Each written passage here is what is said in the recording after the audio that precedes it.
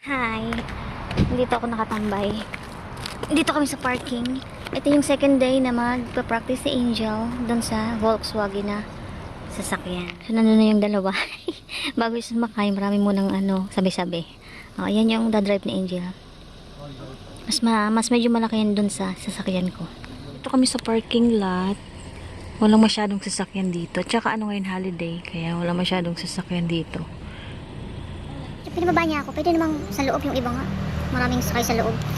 Dahil nga ganyan siya. Pinababa niya ako kasi silang dalawa lang daw dapat ang nasa loob.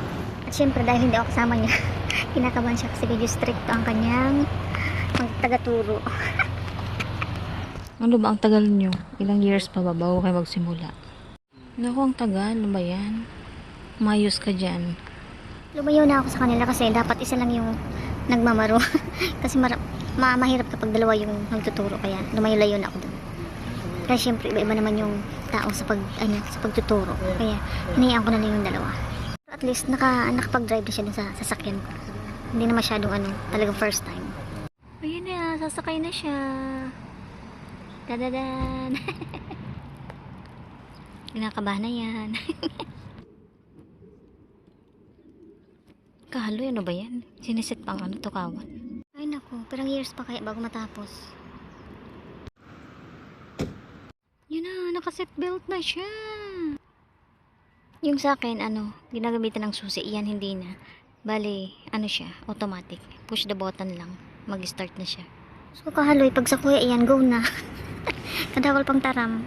Dental pala yung sa likod ko. Dental clinic pala yung building sa likod. Meron palang may upuan dun banda dun sa isang building. Pumunta kaya ako dun. Hirap kayang maupo dito sa baan na baba. Galapitan ko na kaya. This is menu. Menu? So, meron. Naku, anong oras na? Taga, nandun pa rin sila. Nag-explain pa rin. Ang dami sinasabi. Charot. Diyan yung highway. Papunta dun kila Beanan. Tapos papunta dun, papunta sa bahay namin. Ayan na. Ayan na siya. Go Rebels na siya.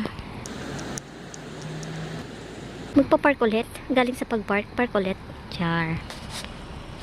Ba, atras abante ba? Nagpa-practice siya mag-park. Okay. Go around. Mas maganda dito, maraming liko-likoan. Kasi yung turn niya, medyo nag-aalangan pa siya. There you go. Ang layo niya sa side.